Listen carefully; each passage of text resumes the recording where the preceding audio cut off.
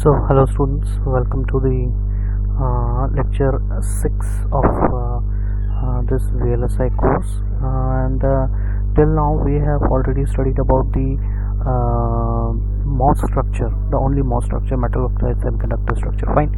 So we have studied that how the internal bend of this MOS structure bends because of the built-in potential in this MOS system. Fine. And now in this lecture let us study about the MOSFET, complete MOSFET structure. Fine. So we'll study the MOSFET structure,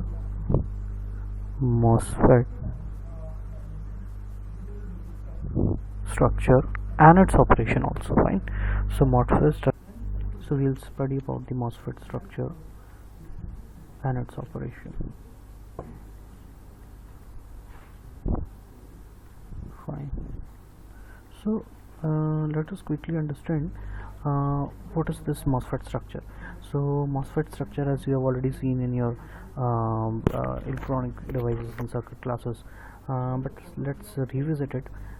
Just now we have studied the MOS structure, that was metal, gate, oxide and silicon. So we have already studied this much amount of structure. Fine. Now we have extended the same structure to understand the MOSFET, complete MOSFET, because we have to deal with MOSFET, we have to study the MOSFET in this subject. Fine. So what we have done, we have, for example, we are considering NMOS. So in case of NMOS, what we have done, we have taken a p-type substrate, as we have already taken in the MOS structure. Now what we'll do, we have doped the same p-type substrate with heavily n-type doping. Fine. Or we call it as a pentavalent impurity. I'm sorry. So because of pentavalent impurity, this is heavily n-doped, and one more region which is heavily m-doped. Fine. So what will happen when we provide a gate voltage, then a channel will be formed here, as we have already studied in the last classes, and if we apply a potential difference between these two terminals, then there will be a flow of current. Between these. So what we have achieved till now, what we have studied till now, what is the gist of things which we have studied? We have studied that how to build a MOS system, and then what we are doing, we are controlling the formation of channel under the MOS system. Fine. Once we are able to control the formation of channel, then we can also control the flow of current between the source and drain terminal. Fine. It's upon us that when we wanted to get the flow of current between drain and source, and when we wanted to switch off the flow of current between drain and source. So what we have made a kind of switch, and that switch will be used for designing your digital VLSI designs. This is the gist of all things which we have studied till now. Fine. So let us quickly look at the view of the MOSFET, and let me tell you some terminologies which is important. So some of the terminologies are as these things are already clear to you. These are gate, drain and source. This is the oxide, and the distance between drain and source, it is termed as channel length. This is known as channel length. Fine. And the width, this is known as channel width. Fine. So for a particular MOSFET, the width is fixed, the channel length is also fixed, and these are the two very very important parameters which is available in the hand of a circuit designer. The circuit designer can choose a MOS, NMOS or a PMOS, depending upon the length and the width of the MOSFET. This is what you are doing in your labs. In your lab, what you can do, the only thing which is in your hands is length and width. You can only change the length and width of the MOSFET. You cannot change any other parameter. Fine. So this is the terminologies which we will follow. Then let's proceed forward and then quickly review its operation, as we have already studied in the MOS structure about its operation. So I'll quickly review it, and we'll quickly jump to the threshold voltage, the important part. So let us now quickly view at the the symbols which we use for the MOSFET. See the symbols which we use for the MOSFET. Fine. So these are the symbols which we use for the MOSFET. Just a second. We use this symbol for the MOSFET. So these are the symbols of N channel and P channel MOSFET. Fine. So as you can see, these are the three types of symbol which we use for NMOS. Fine. And these are the three symbols which we normally use for P MOSFET. Let's see it. So these symbols we are already using in our labs, in the VLSI labs, but let me explain it once more. You make it, for example, you are making an N channel MOSFET. So for making an N channel MOS, you just draw something like this. Fine. So you draw a structure like this. So what is this? This is named as drain, and another terminal is named as source, and then there is a space between them. What this space is? This space is oxide layer. Fine. And then you connect a gate terminal here. So this is a MOSFET, a simple MOSFET. Now how to show whether it's a NMOS or PMOS? Fine. So for a PMOS, what you do, for a PMOS, you have you can do what? You just put a round symbol here. Fine. You just put a round symbol here. So that means this is a PMOS. This is what? A PMOS. And this is what? This is a NMOS. This is the difference between PMOS and NMOS symbol. Another thing, how do you decide that which one is P type and which one is N type? That is important. See, so what happens, how to decide whether it's a N type or P type? So what you do, you simply put a arrow as you put in the BJT, in the NPN and PNP. Similarly here also you can decide that if it is a, so what do we do here? Since our substrate is P type, this is the N channel, this is the NMOS. Okay, so the substrate is P type and your source is N type. Fine. It is like this only, no? The substrate is P type, the source is N type. So what will happen then? The current will move from always from P to N. The current will always move from P to N. Fine. The current means the holes. I'm not talking about the direction of actual current. The direction of actual current is also from P to N, but the holes will also move from P to N. So we put a arrow something like this. What it shows? It shows from P to N, and that means that is not that will tell us that it is a NMOS. So NMOS will always have a arrow something like this. Fine. So this arrow will actually tell me that this is source or this is drain. However, your CMOS is a device. It's a bipolar device. You can either use source here or either use source here. Fine. So you also use your source here also. Fine. So if you are using source here, then the arrow would be something like here. Fine. So this is about the arrow. Similar for the PMOS. The PMOS, the substrate is used as N type. We know that the substrate which is used as N type. So drain and source are P type. So current moving from P to N. So how do we show where is source? We will show it like this. Fine. From P to N. So I believe you might have understood about the symbols, how to view the symbols. Fine. So let us move forward towards the. Now let us take a condition where we are using MOSFET. Fine. So here what we are doing, we have used a MOSFET. Fine. A MOSFET having a depletion layer. Definitely there is a depletion layer in the MOSFET. Why there is a depletion layer in the MOSFET? Actually what happens when you apply a negative voltage, what occurs, I have told you in the last classes. First accumulation occurs. Fine. When the accumulation occurs, when you apply a negative gate voltage. Fine. And then the depletion occurs when you apply a little gate voltage, and then inversion occurs when you apply a very high gate voltage. This I have taught you in the last class. Fine. So let's take the first condition when you apply a negative voltage. Fine. I'm sorry, not the negative voltage, a voltage which is high, but what I have told you, it is not very high voltage. So now I will specify what do I mean by high and low voltage. By high voltage I mean that the gate voltage should not be greater than the threshold voltage of the transistor. So in today's class I'll explain you what is threshold voltage. Fine. So let us now consider that the gate voltage which I was talking about in the last class, that the gate voltage should be positive but should be low. How much low? Should be less than threshold voltage. So here I will specify, let us signify the threshold voltage, let us show the threshold voltage by VT0. Fine. So now I will say that let us take the condition where the gate voltage is less than the threshold voltage. Fine. So gate voltage I have taken less than the threshold voltage, and that condition is known as depletion condition. Fine. Because a lower gate voltage will do what? That will repel all the holes, because gate voltage is positive, so positive voltage will repel all the holes. So what's remaining? Remaining is the depletion layer. I've already taught you this. Fine. So this is the actual operation in a MOSFET.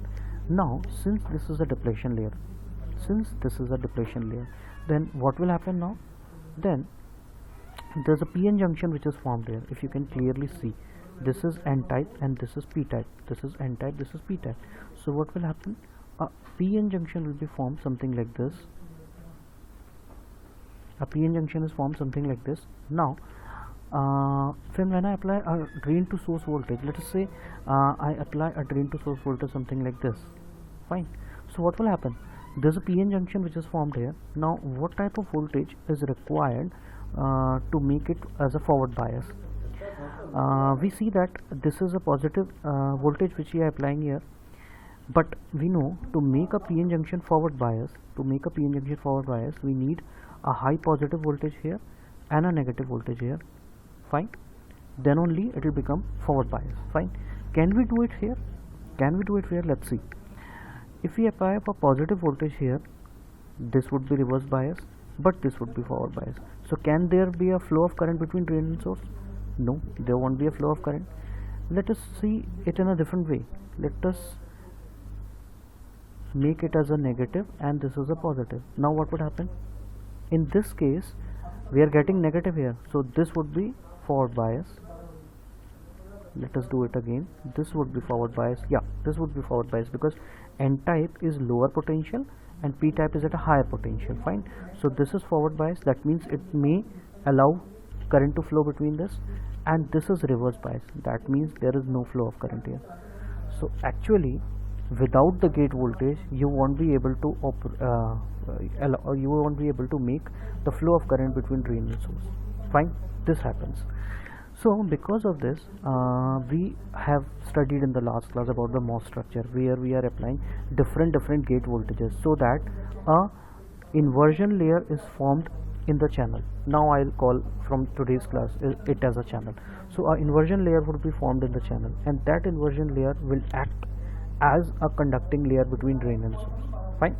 So let us take a second condition when the applied voltage is higher than the threshold voltage. In that condition there will be a channel, and that channel will be formed between the drain and source. Now let us see the second condition where we are giving a higher threshold voltage. So let us see this image. In this image itself, what we are doing, we are giving a higher gate voltage. Gate voltage how much higher? Greater than the threshold voltage. So there is a mark. Fine. There is a mark whether the gate voltage is higher than this or lower than this. Fine. So there is a mark. So in today's class itself I'll talk about the threshold voltage, what is actually a threshold voltage for a MOSFET. Fine. So let us just see this, what happens when we apply a higher gate voltage. What will happen? The depletion layer will move towards down, I have already told you, and then what is left behind? The holes are also moved downwards, the depletion layer is also moved downwards. The only thing which is remaining here is the electrons. Fine. Is the electrons which are minority charge carrier, and that forms a channel between the source and the drain. Now what will happen? When we apply a voltage here, we call it as a drain to source voltage. What will happen? When you apply a drain to source voltage, definitely there is a conducting layer between here to here. Previously what was the case? There was a PN junction, and to make a PN junction to flow current, it should be forward bias. Fine. But here there is no PN junction, although there is a PN junction here. if you can see it closely, there's a PN junction here, there's a PN junction here, but we need not to take care about this because we already have a channel layer. If you can see, this is the channel layer, so we need not to take care about this. Fine. So this channel will provide a flow of current between drain and source. Fine. So depending upon the, let me summarize everything. Depending upon the type of voltage which we apply here, we can allow the flow of current between drain and source. We can stop it or we can allow it. So what we have made a switch, and that switch will be used to design the digital VLSI design. Fine. Now let's see what happens in the band diagram. I know the band diagram is not that easy to understand. I am again and again making the band diagrams, but that is very, very important as far as microelectronics is concerned. You need to understand the microelectronics inside the MOSFET. Fine. So that is very, very important. So let's look at the band diagram. So let us draw the band diagram of a MOS structure when there is no gate bias applied on it. Fine. A complete MOSFET. So we can draw the band diagram of MOSFET something like this. This is the silicon oxide. Fine. Now please remember, you also have to draw the band diagrams. Until and unless you draw the band diagrams with your hand, you won't be able to understand the things much clearly. Fine. This is silicon, this is the aluminum gate. I also call it as gate. Fine. Now what is the Fermi level? The Fermi level of metal is aligned with the Fermi level of silicon. Fine. So I call it as the energy of what? Energy of Fermi level of metal. So I call it as EFM. Fine. This is the energy of Fermi level of silicon. Fine. Call it as EFS or EFP because it's P type. Fine. And then what I have drawn? Yes, the intrinsic semiconductor, the intrinsic Fermi level. I call it as EI. Then the conduction band, and then the valence band. Fine. So please remember this kind of structure. So what has happened? Let me explain it again to you, that is in a more clear way. So what has happened? Let's see. In this area, please tell me what is near to the where the Fermi level is. Where is Fermi level? Is the Fermi level near to the conduction band or near to the valence band? The Fermi level is near to the valence band, and whenever the Fermi level is near to the valence band, what does it mean? It means it's a p-type structure. Fine, it's very clear. So I know it's a p-type substrate. It's a p-type substrate. We are talking about p-size substrate. Now let us move towards the surface. So what is at the surface? At the surface, the Fermi level has moved near to the intrinsic band. See, the Fermi level has moved to the, see, although I have banded the intrinsic band, conduction band and valence band, but why I have banded it? To show that the Fermi level has moved.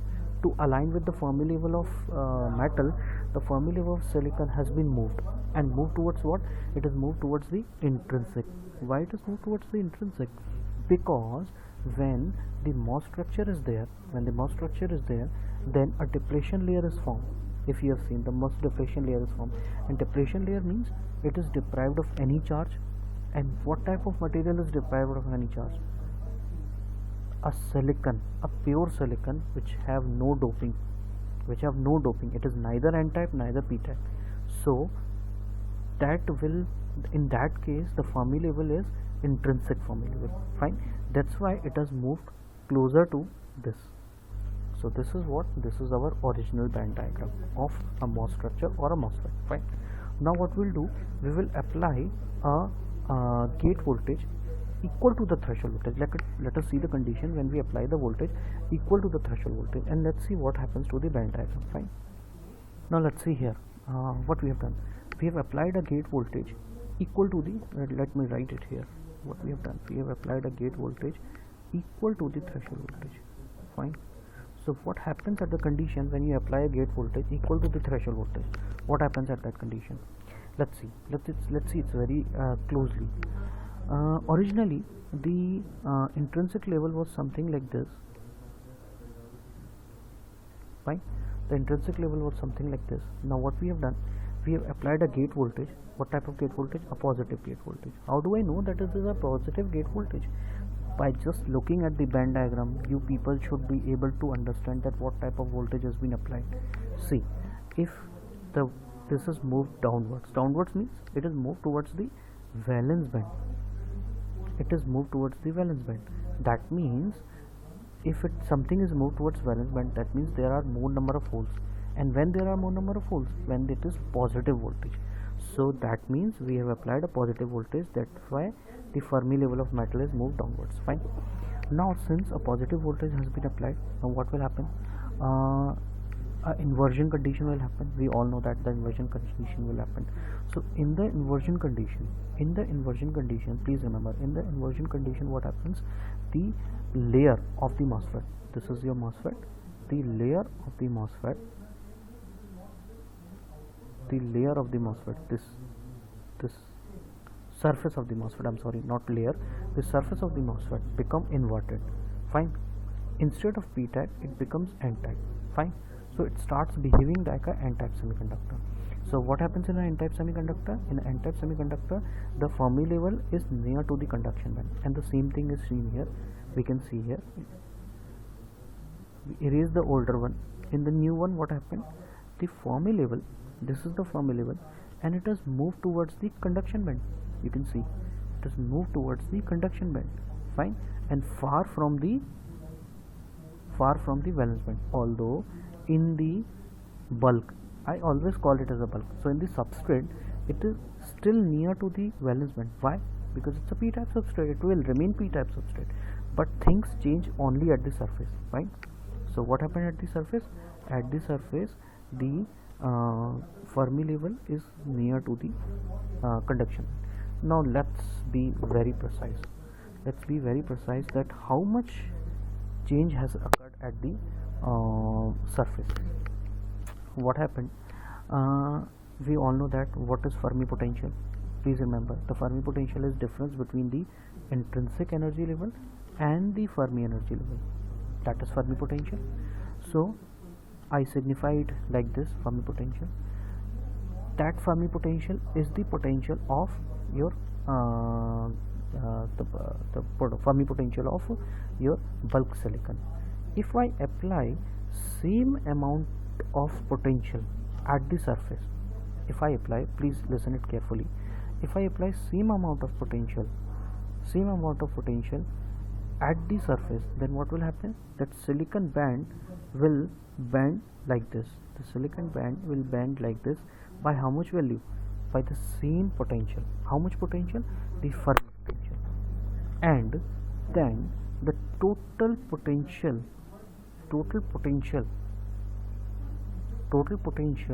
between the applied voltage, in the applied voltage, the gate voltage, and the Fermi and the silicon substrate will become 2 phi f. You understand? The Fermi potential of the silicon and the potential which we have applied through the gate. Fine. If it is equal, the gate voltage which is equal to the Fermi potential, in that case the inversion condition occurs. And this I have already told you in the last class. In the last class also I have told you that when the inversion occurs when the surface potential becomes equal to the Fermi potential. I have told you this, right? So the same thing you can see here. What is the surface potential? Surface potential is the amount of voltage which you are applying at the gate. Fine. And what is the Fermi potential? The Fermi potential is phi f.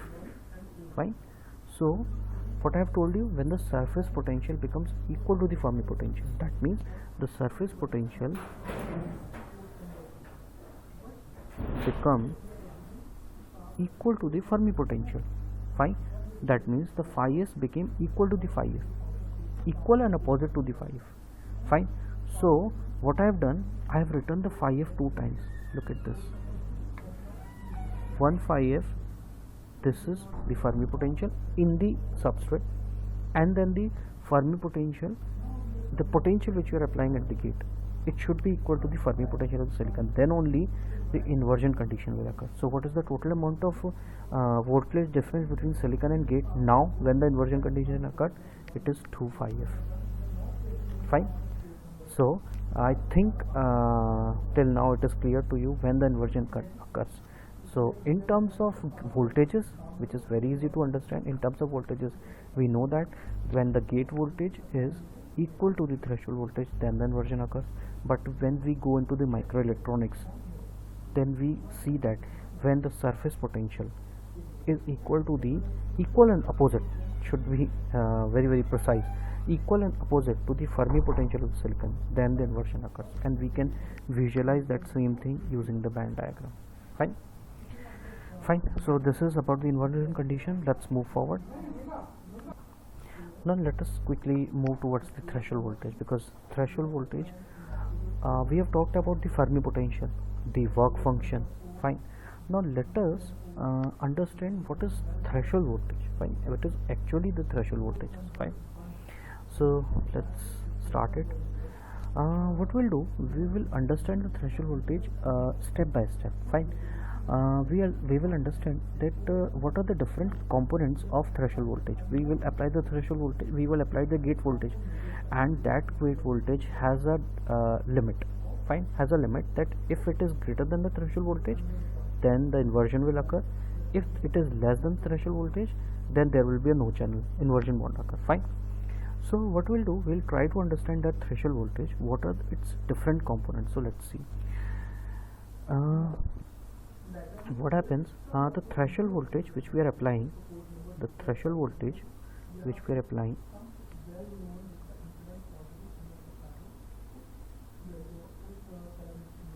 this threshold voltage has some components. Fine.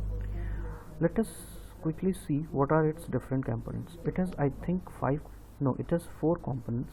Let's see what are its 4 components. Components means, for example, if the threshold voltage of design of a Mosfet is 0.4 volt, then I'm talking about the different voltage levels. For example, in a 0.4 volt, 0.1 volt, initially 0.1 volt on the scale. I'm talking on the scale from 0 to 0.4 volt. What I'm telling you, what I'm trying to tell you, let us consider threshold voltage as 0.4 volt. Fine. So from a scale of 0 volt to 0.4 volt, the initial 0.1 volt may be for some other purpose, the next 0.2 volt may be for some other purpose, and then we move to the 0.4 volt, that's the threshold voltage. So this is the classification which I am trying to tell you. So let's see it quickly, you will be able to understand it. What happens in the Mosfet structure also, I have explained you linearly. That means I have not applied the entire threshold voltage. What I have done, I have applied a little gate voltage. That what happens when you apply a little gate voltage, the depletion layer is formed. Then I applied a higher gate voltage. Then what happens, the inversion layer is formed. Fine. Or the channel is formed. So slowly the threshold voltage, the gate voltage, which is actually the gate voltage, threshold voltage, which is actually the gate voltage applied onto the gate terminal. So we are increasing the gate voltage slowly towards the maximum voltage, that is the threshold voltage. Fine. So the first component of threshold voltage is equal to the built-in potential. So the first thing which we have to do in a MOSFET, what is the importance of threshold voltage? The importance of threshold voltage is that this much amount of gate voltage needs to be applied on a MOSFET to form a channel. Fine. So what is stopping you to form the channel? Please try to remember what is stopping you to form the channel in a MOSFET. To form the channel in a MOSFET, there is a inbuilt potential which we have derived in our last class. There is an inbuilt potential, if you remember. That inbuilt potential is between gate and substrate, and what we call it as? We call it as the work function difference between metal and the gate. Between the metal gate and the silicon, if you remember. What is that built-in potential? We have derived it, the value precisely, I remember it was minus 0.8 volt between the metal gate and the silicon. What was that? The work function difference between what? The work function difference between the metal and the silicon. Fine. So the first component, so that much amount of voltage needs to be applied. Fine. So what will it do? If you apply that much amount of voltage on the gate, what will happen? That built-in potential, that built-in potential will be removed. Fine. So will there be an inversion layer?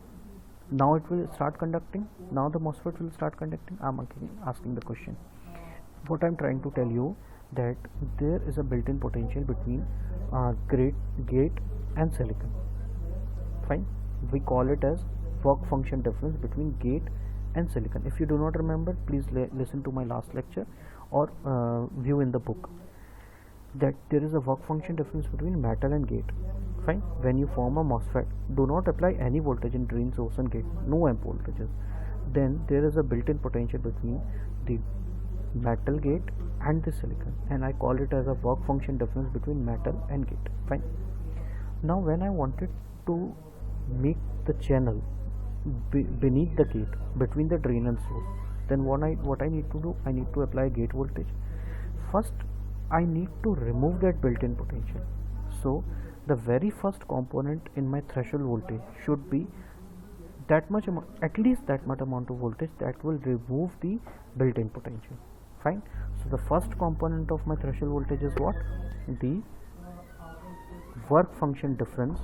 I call the work function difference between gate and, let's say, channel. Fine. I think I have denoted it in my last classes as phi m. Fine. But here precisely I will denote it like this, phi gc. What is phi gc? The work function difference. Please remember, work function difference. If you do not remember, please go to my last class where we have calculated the work function difference between gate and the channel. So work function difference between gate and what? Gate and substrate, because there is no channel formed, but I call it as a work function difference between gate and channel. And what is the work function between gate and channel? That is between gate and substrate itself. So I call it as phi gc, which is nothing but the built-in potential. Built-in potential of what? Of MOSFET.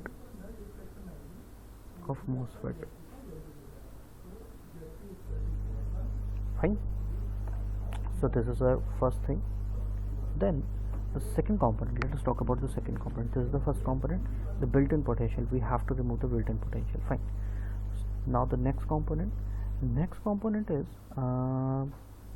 second component is, now we have removed the inlet potential. Now we have to make an inversion at the surface. So what we have to do, we have to apply that much amount of gate voltage extra. We have already applied that much amount of gate voltage, which is equal to the built-in potential, so that it would be removed. Fine.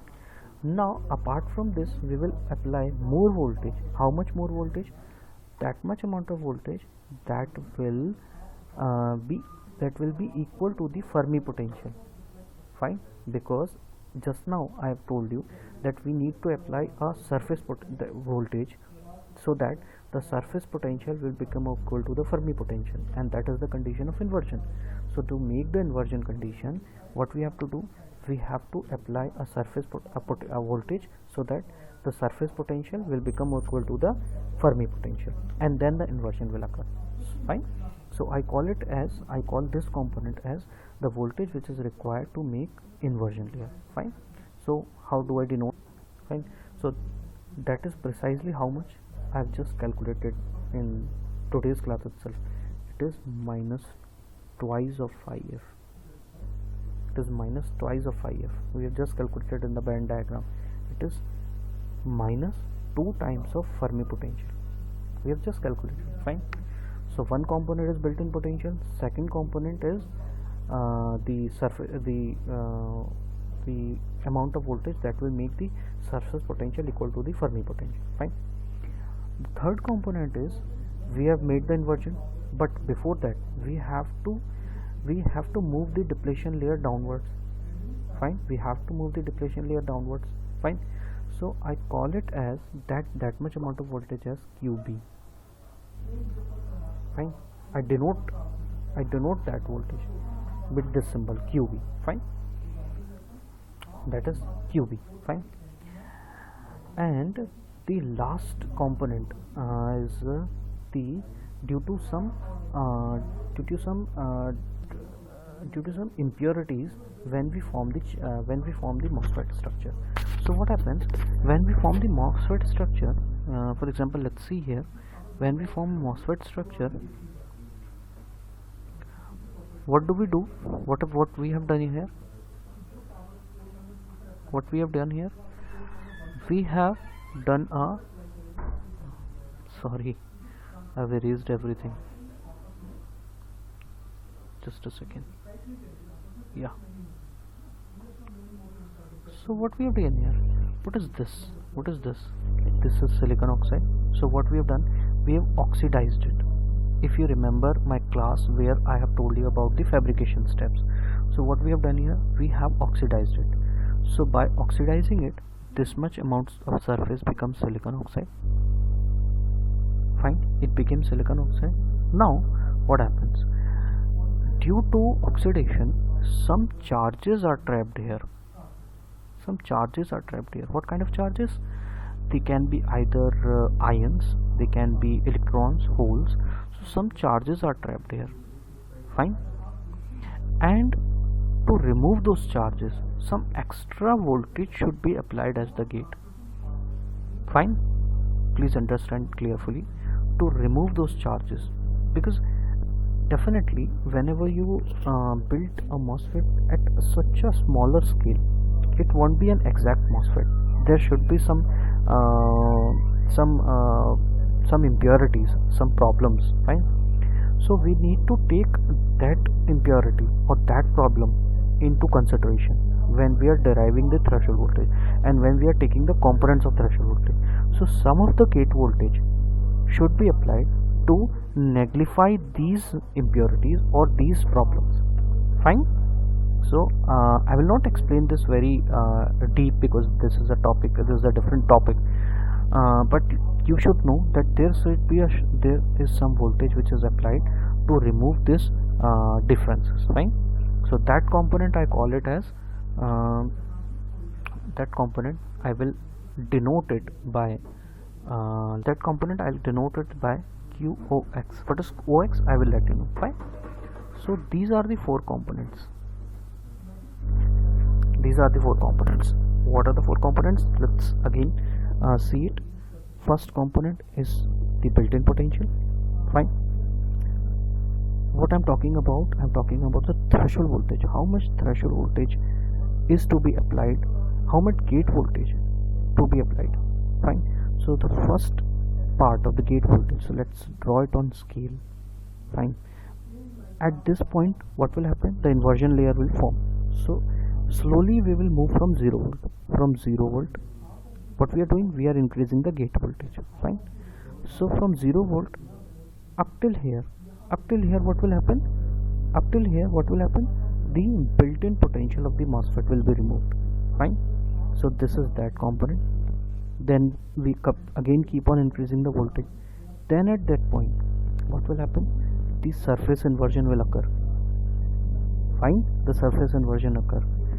Then we keep on increasing the gate voltage. Then at this point, what will happen? The depletion layer will move downwards. Whatever amount it moves, whatever distance it moves, move downwards.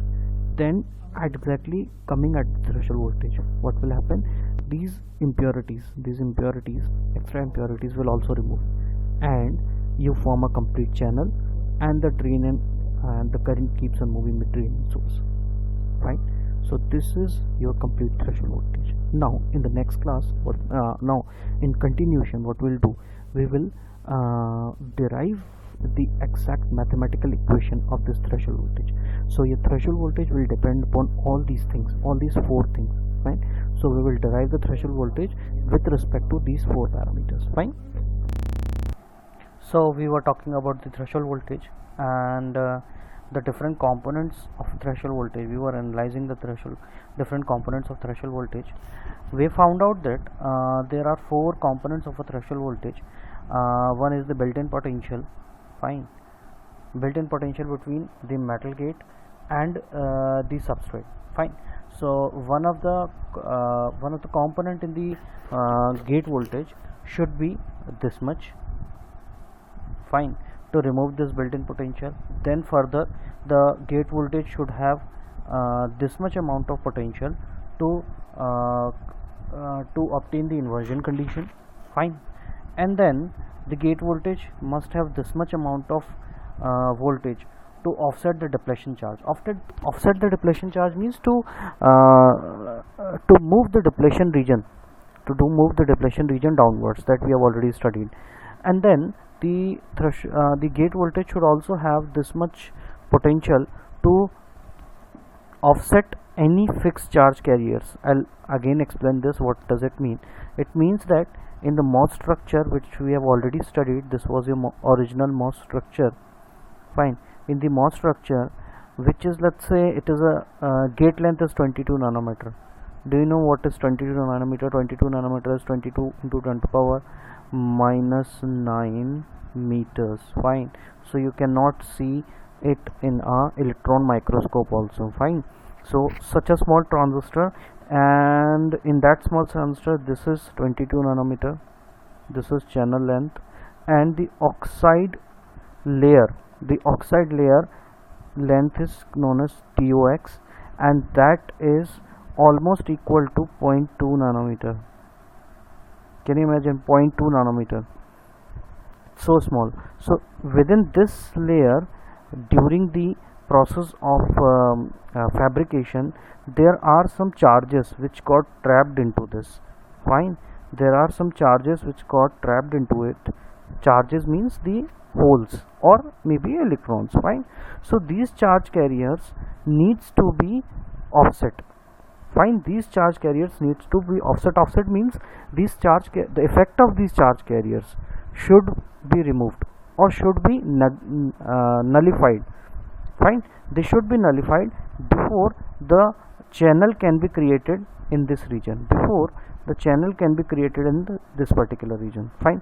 So four things needs to be done by the gate voltage when you are applying the gate voltage from here. Four things needs to be done. I am again repeating. You have to remove the built-in potential. So your gate voltage should be enough to remove the built-in potential. Then it should produce the inversion condition. It should move the depletion charge downwards. Then it should offset any fixed charge carriers if there are, and definitely there are some fixed charge carriers. Fine. So these are the four components. Let's mathematically analyze all the fourth component, and let's come to a mathematical equation of a threshold voltage, so that we can analyze that on what parameters does the threshold voltage of a MOSFET depends. Fine. So let's move forward. Yeah.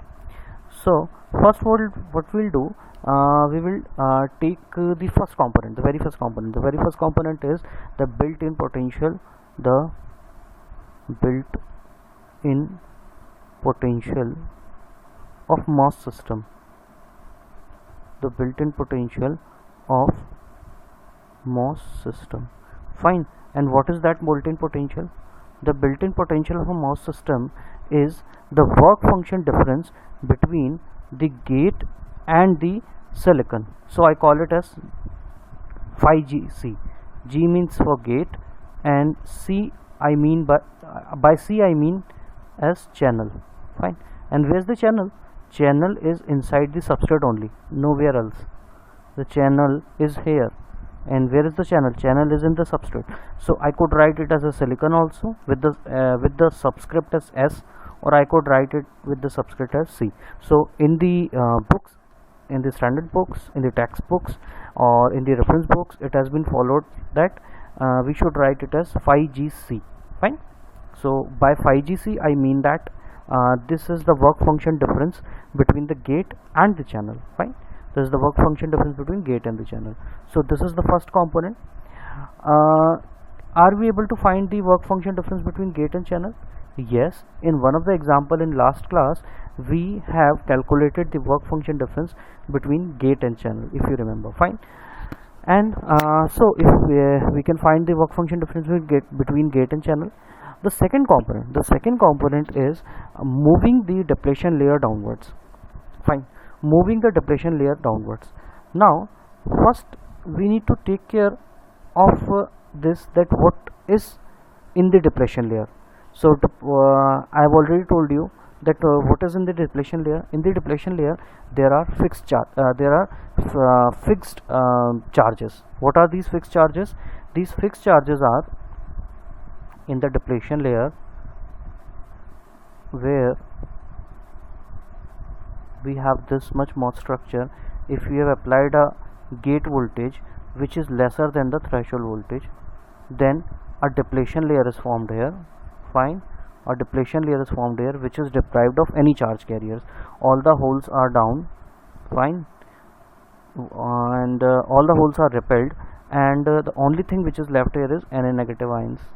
I have already told you these things. Fine, so I am talking about this depletion layer. We need to move this particular depletion layer downwards. I wanted to move this depletion layer downwards, then only I can create a space for channel.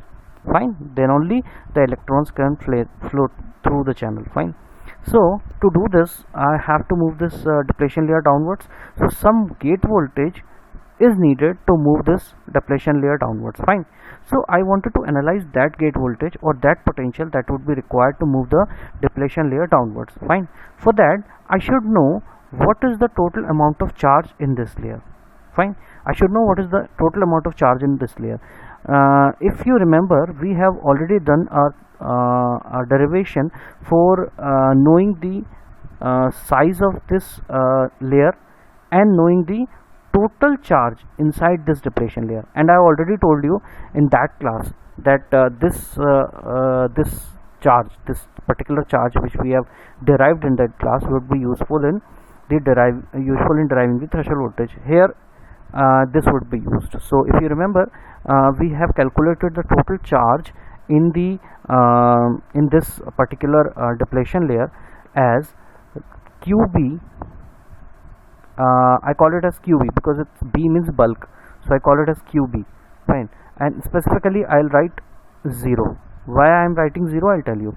QB equals to root of 2Q epsilon SI. If you remember this. If you don't remember this, please go to that video. Minus 2 phi f. Fine, so this was the derivation we have already done. Fine, so we know that it directly depends upon the Fermi potential, the the charge in the depletion layer. Fine, now I have written a 0 here. 0 means this is at the substrate voltage equal to 0 when we have connected the substrate to the ground. That's why I have written it as 0. Fine, now it may happen that in a very complex circuit, it may happen that you are not able to connect the substrate to the ground, or due to very high density. What happens when there is a high density of circuits? The lines are something like this, the devices are somewhere here. So what may happen that since these are lines and there is a dielectric between them, so due to the dielectric and these lines, the lines may be capacitively coupled. Fine, please try to understand this. These lines may be capacitively coupled and charge may go from here to here. And what may happen that if this is a substrate line of let's say 1000 MOS transistor, then this substrate is not equal to 0. The substrate voltage, we wanted the substrate voltage to be 0, but this substrate voltage is not 0. Just a second. We wanted that this substrate voltage should be 0, but this substrate voltage is not 0.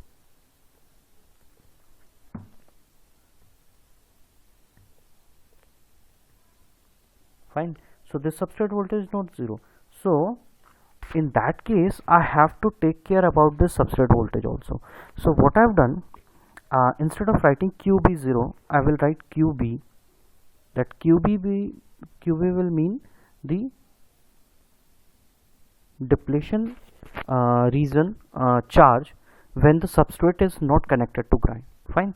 Then what will happen? I'll write the same equation as 2q epsilon Si, and in the bulk, what you are having? You are having the Fermi potential, so you have already taken care of that. But if you are not connecting this to ground, then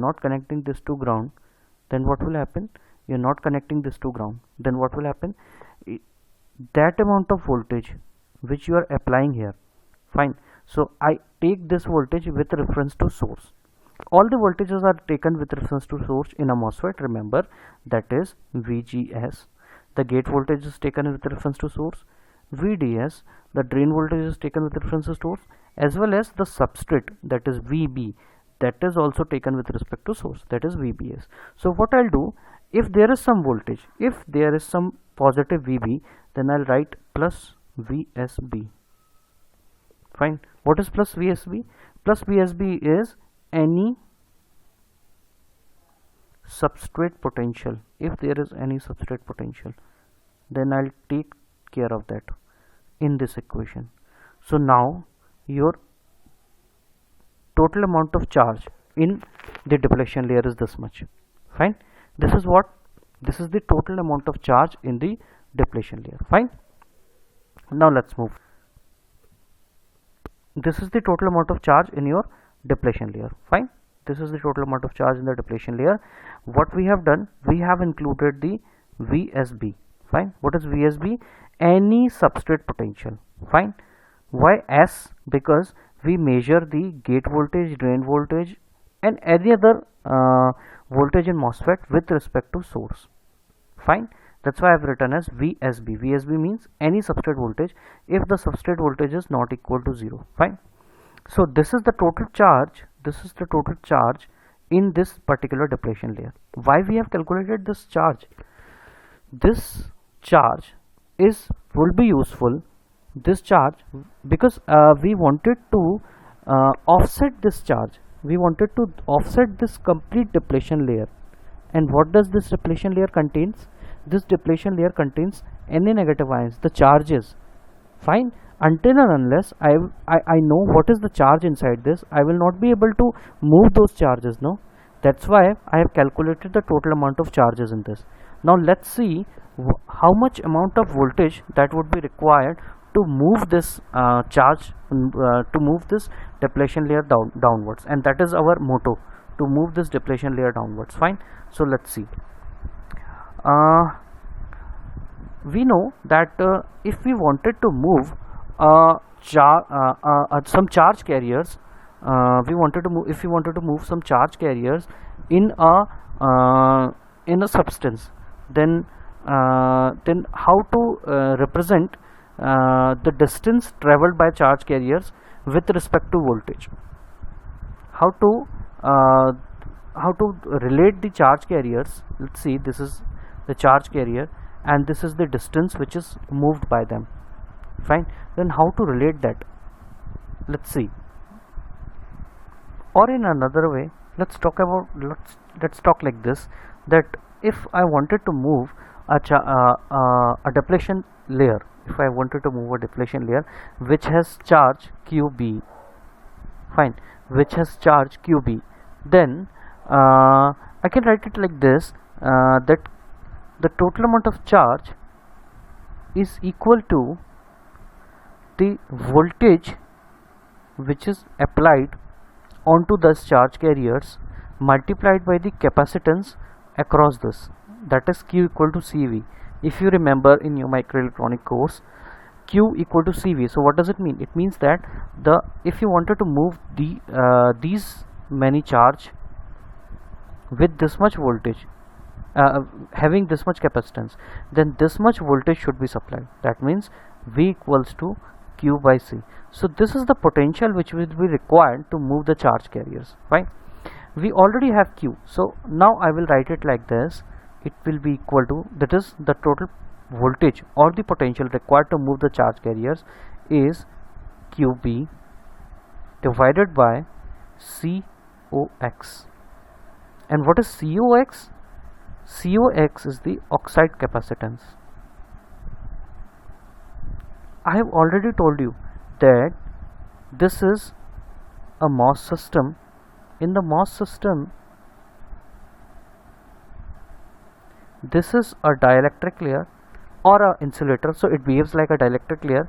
This is a conducting layer and this is a conducting layer, so it forms a MOS capacitor. It forms a MOS capacitor. Fine. And we call this MOS capacitance is, please remember, we call it this MOS capacitance is COX. Fine. That's why if we talk about any see what is happening, I'll make you understand this again. Fine, because this concept is very important.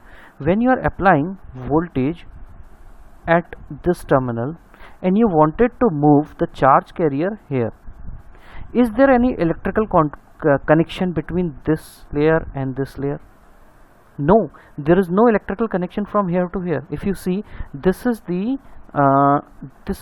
insulator between this gate and substrate. But with this voltage, with this particular voltage, that is gate voltage, you wanted to move this depletion layer. Fine. So how will you move that? You will move with the help of the oxide capacitance. Fine. With the help of oxide capacitance, because oxide is in between the gate and the substrate. Oxide is in between the gate and substrate. That's why I have written that the amount of voltage which will be required, to move this layer which is having charge QB will be equal to Q by COX. QB by COX. Fine. So this is the amount of potential which will be required to move the depletion layer downwards. Fine. Now let's move forward. So one of the component is this, and one of the component was we have already studied. One of the component was this phi GC, that is the work function difference. So one of the component was this. The second component is the potential required to move the charge carrier. Fine. Then the next component, which we have already talked about, is the potential which is required to obtain the inversion condition. Fine. And that's very easy, that because we have already done this, that the total amount of potential which is required, or the amount of gate voltage that should be applied in a MOS system to obtain the inversion condition, that is how much? I have already told you that this is equals to minus 2 phi f. This is equals to minus 2 phi f. Then only the surface potential will become equal to the Fermi potential of the substrate. We have talked about this in the last lecture. So one of the component is the minus 2 phi f. One of the component of threshold voltage should be minus 2 phi f to obtain the inversion condition. Fine. So we have talked about the three components of threshold voltage. Let us talk about the fourth component. So fourth component is to offset the fixed charge carriers. Fine. To offset the fixed charge carriers. So what are the fixed charge carriers? These are trapped charge carriers between the oxide layer and the silicon layer. Between the oxide layer and the silicon layer, and it is very easy to calculate. Let's see. It is very easy to calculate. What we are saying that there are some impurities. There are some impurities when we have obtained the MOS, when we have designed the MOS system.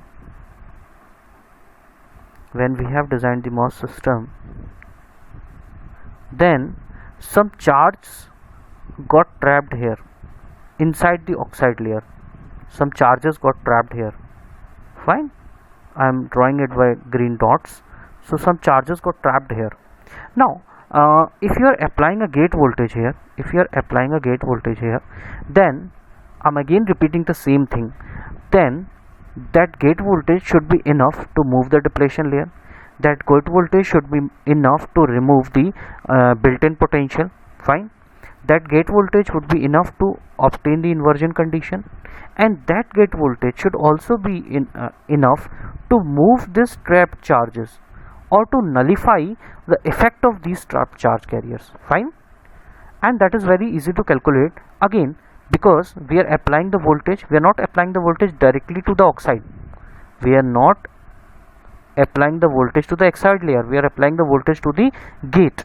Fine. So again the capacitance will come into the picture, and we can calculate that the total amount of voltage which will be required to nullify the effect of these fixed charge carriers will be equal to QOX by COX.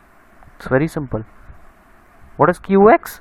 QOX is total amount of, QOX is the total charge of, not total amount, QOX is the total charge of trapped. I call it as trapped. Why trapped? Because these are trapped charge carriers between the silicon, between the gate, metal gate and the silicon. They are trapped here, so I call it as trapped. So QX is total charge of trapped, trapped charge carriers. Fine. That is your QX. So this is the total amount of potential that is required to move the trapped charge carriers or to nullify the effect of charge carriers. So now let us summarize everything what we have studied till now. So we have studied that what are the four components of threshold voltage. Let's directly write the equation. Fine, let's directly write the equation. So the threshold voltage Vt, I call it as 0. I have already told you why I call these expressions as 0. 0 means this is at substrate voltage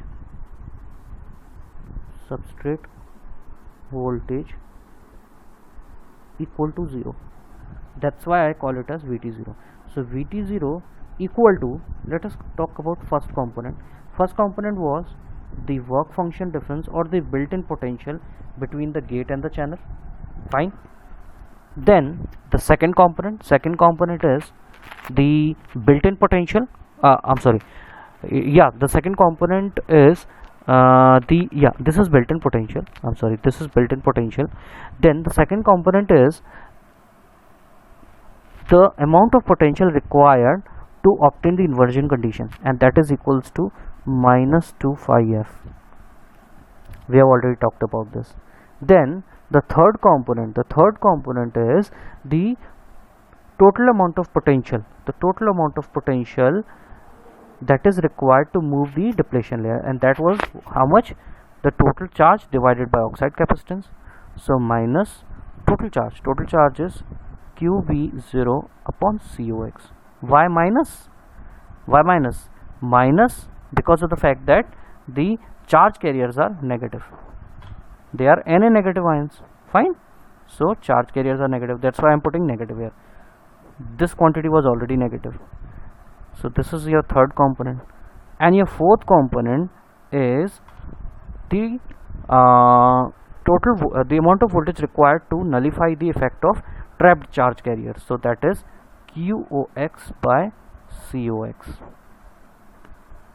And this is your equation of threshold voltage. This is the equation of your threshold voltage. Fine.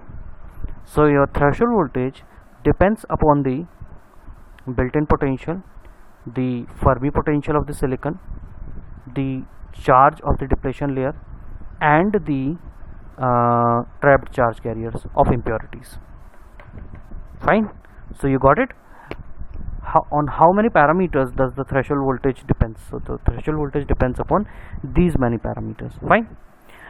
Now let us make it as a general equation. See, this is not a generalized equation because this is only valid when your substrate voltage is equal to 0.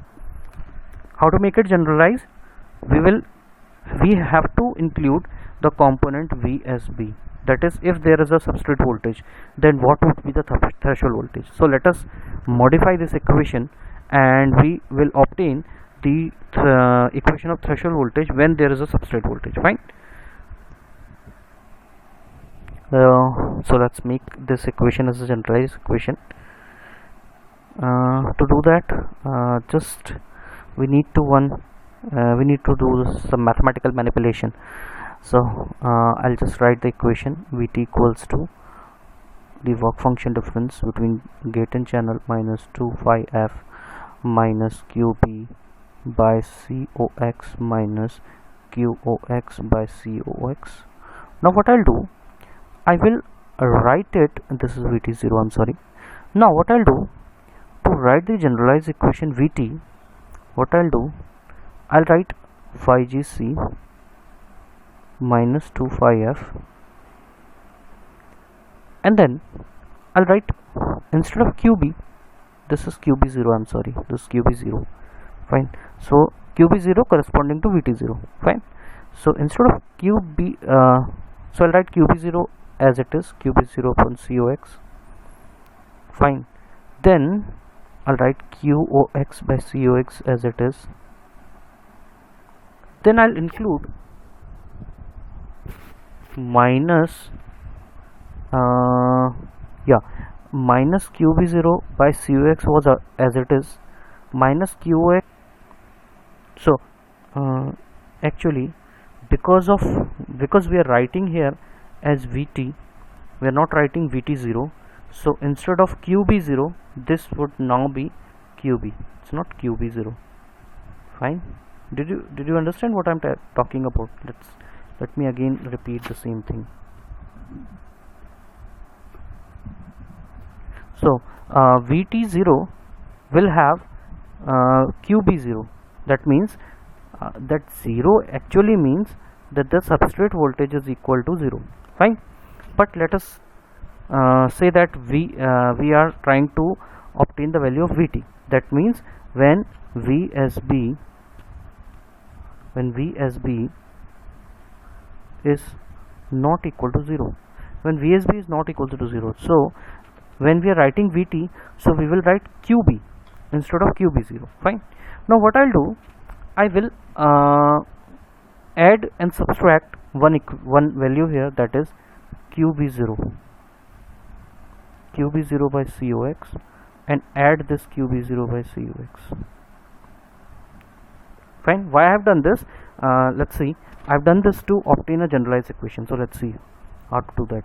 So I will arrange these values, phi gc, rearrange these values to phi f. Instead of qb by cox, I will take this parameter here, so that is qb0 by cox, and what is remaining, qox by cox. Then what remains? There remains this value and this value, fine. So minus qb by cox plus qb0 by cox, fine. So this much is what? This much is Vt0. If you remember, this much is what? This much is Vt0. So let me write it. Vt equals to phi gc minus 2 phi f. I'm sorry, I was trying to write it like this, that this much is Vt0. This much is what? This much is Vt0, because this is Vt0, fine. So this much is Vt0, then minus this much value, fine. So what I take qb cox as common, fine. So I take cox common, then what will happen, that is qb minus qb0, I take minus cox as common, so I obtain this much. The threshold voltage at any substrate voltage, when you apply any substrate voltage, it is equal to the threshold voltage when the substrate value is 0 minus qb minus qb0 upon cox, fine. Further we can reduce this. What we have obtained? We have obtained that the threshold voltage is equal to, the threshold voltage for any substrate voltage is equal to threshold voltage is 0 substrate voltage plus, I'm sorry, it's minus, I've taken it as minus common, qb minus qb0 by cox, fine. since we have already obtained the value of QB, that was equal to minus 2Q Na epsilon Si minus 2 phi f plus VSB, and we also know QB0. QB0 is what? The value of QB0 is what? When the VSB is 0. We already know this. So we put this value and this value in this equation. So we will obtain this QB minus QB0 by COX equal to, we obtain this as equal to minus root of 2Q Na epsilon Si upon COX. So this quantity is taken common. This quantity is common between this and this. Fine. So this quantity is taken common, and the things which are remaining inside this is root of minus 2 phi f plus VSB minus root of 2 phi f. So what I'll do, I'll take this inside the modulus, minus 2 phi f. So only these two things remain, this one and this one. Fine. And this I have taken as common. Now this is what? This is QB minus QB0 upon COX, this value, this particular value. Fine. Now I'll put this particular value in the threshold voltage equation. Let's see what will it become. So what I've done, the threshold voltage now is equal to VT0 plus I'm sorry, this is minus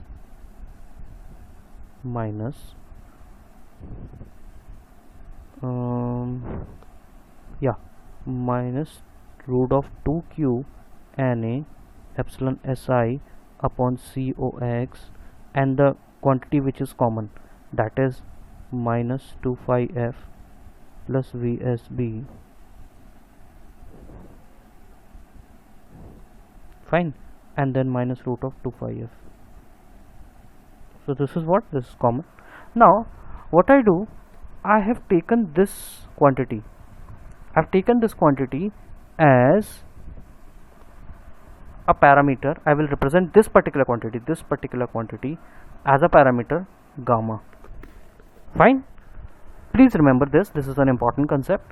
I will call it as gamma, and now I can write my threshold voltage equation as Vt equals to Vt0 minus gamma.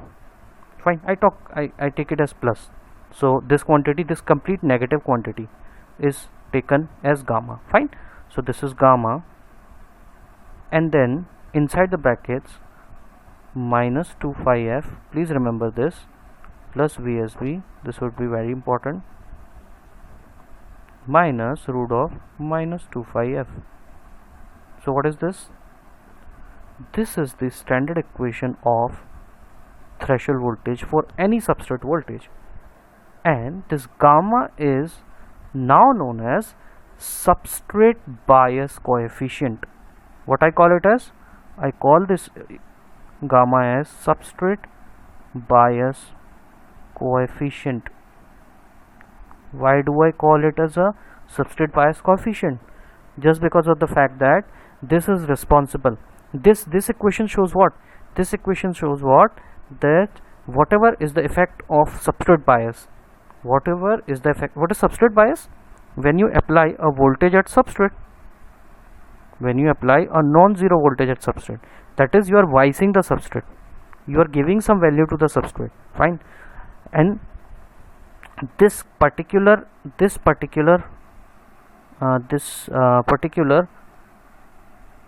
equation will come into the picture only when you apply some substrate voltage. Fine.